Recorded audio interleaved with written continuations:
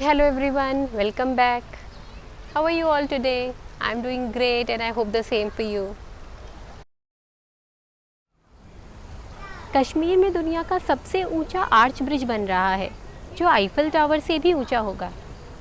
यह ब्रिज चिनाब नदी पर बन रहा है और इसकी हाइट होगी 359 metres from the river bed. पूरी तरह बनने के बाद यह ब्रिज पेरिस के आईफल टावर से भी 35 मीटर ऊंचा होगा।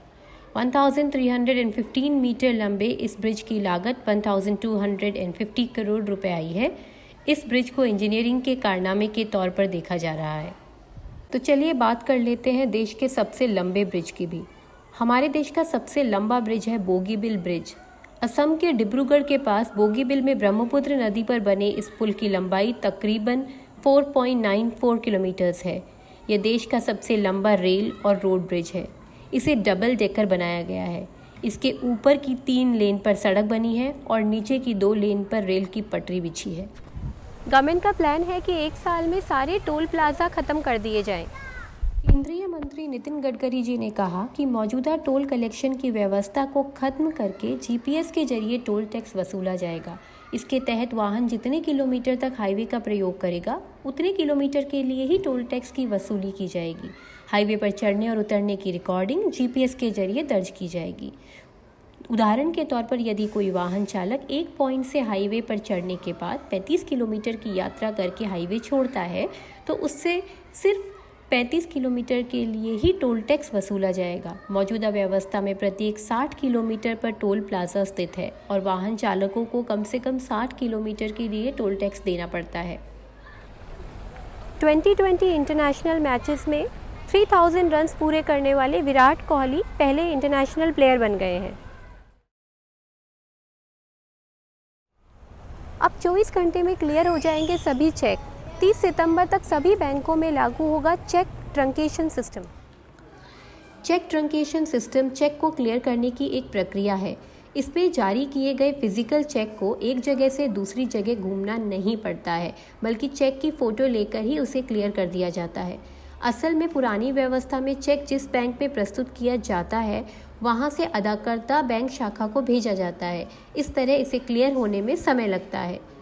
A check truncation system is an arrangement that facilitates the electronic processing of a check with the use of magnetic ink character reader and the scanned image of the instrument without involving any physical exchange or movement of the financial instrument. Axis bank ने नया payment device लागू किया है जो हाथ में पहना जाएगा, तो अब पेमेंट करने के लिए पिन डालने की ज़रूरत नहीं पड़ेगी। डिजिटल पेमेंट में कॉन्टैक्टलेस पेमेंट का चलन तेज़ी से बढ़ रहा है और इसी को देखते हुए एक्सिस बैंक ने वेयर एंड पे wearable contactless payment device launch किया है। यह डिवाइस कीचेन और वॉच लूप के साथ पहना जा सकता है और इसकी कीमत सिर्फ 750 रुपये है। यह डिवाइस एक्सिस बैंक के कस्टमर्स के अकाउंट्स के साथ जुड़ा होता है और यह एक डेबिट कार्ड की तरह काम करता है। यह किसी भी मर्चेंट स्टोर पर खरीद की अनुमति देता है जहां पर कि कॉन्टैक्टलेस ट्रांजैक्शन को स्वीकार किया जाता है। वेयर एंड पे डिवाइस को फ़ोन पर या किसी भी एक्सिस बैंक की ब्रांच से ऑर्डर किया जा सकता है। इसके जरिए आप बिना पिन के 5000 रुपये तक का भुगतान पॉइंट ऑफ सेल मशीन पर कर सकते हैं। 5000 रुपये से ज़्यादा के भुगतान पर पिन की ज़रूरत होगी। इससे पेमेंट करने पर आपको कुछ खास ब्रांड्स पर 10% तक का कैशबैक भी मिलेगा। भारत सरकार एक नेशनल बैंक बनाएगी जो इंफ्रास्ट्रक्चर डेवलपमेंट के लिए फंडिंग करेगा। India to set up a new national bank that will fund the country's long-term infrastructure and development projects. These are the projects that take as long as 15 to 20 years to be executed. Both developmental and financial objectives will matter for the setting up of development financial institutions, that is DFIs. सिर्फ 553 days में statue of unity को 50 लाख से भी ज़्यादा visitors ने visit किया। The 182-meter tall statue of Sardar Vallabhbhai Patel is the world's tallest and built near the Sardar Sarovar Dam in Kevadia, Gujarat. This was inaugurated by Prime Minister Mr. Narendra Modi on October 31st, 2018.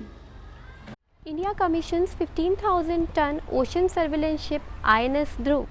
INS Dhruv has been jointly developed by the Defence Research and Development Organization, National Technical Research Organization and the Indian Navy. The ship can track strategic missiles and satellites. It will play a key role in India's anti-ballistic missiles capability. INS Dhruv is equipped with actively electronically scanned radars. India will be the only country outside the P5, that is the US, the UK, China, Russia and France, to have this capability. Germany, Italy और France समेत कई देशों ने AstraZeneca की corona vaccine के इस्तेमाल पर रोक लगा दी है। ऐसा फैसला लेने वाले देशों की संख्या बढ़ती जा रही है क्योंकि अब तक 15 से अधिक यूरोपीय एवं अन्य देश एस्ट्राजेनेका की वैक्सीन के इस्तेमाल पर अस्थायी रोक लगा चुके हैं।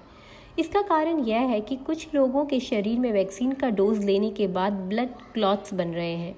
हालांकि इस बात के कोई पुख्ता सबूत नहीं है कि वैक्सीन की डोज की वजह से ही ऐसा हुआ है, फिर भी कुछ देशों ने इस वैक्सीन के इस्तेमाल पर एहतियात के तौर पर फिलहाल रोक लगा दी है।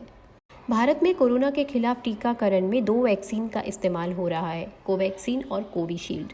यह कोविशील्ड वही है जिसे एस्ट्राजेनेका और ऑक्सफोर्ड यूनिवर्सिटी ने तैयार किया है। भारत में पुणे की सीरम इंस्टीट्यूट ऑफ इंडिया इसे बना रही है। कोवैक्सीन भारत में बनी हुई वैक्सीन है जिसे भारत बायोटेक ने Indian council of medical research और नेशनल इंस्टीट्यूट ऑफ वायरोलॉजी के सहयोग से डेवलप किया है।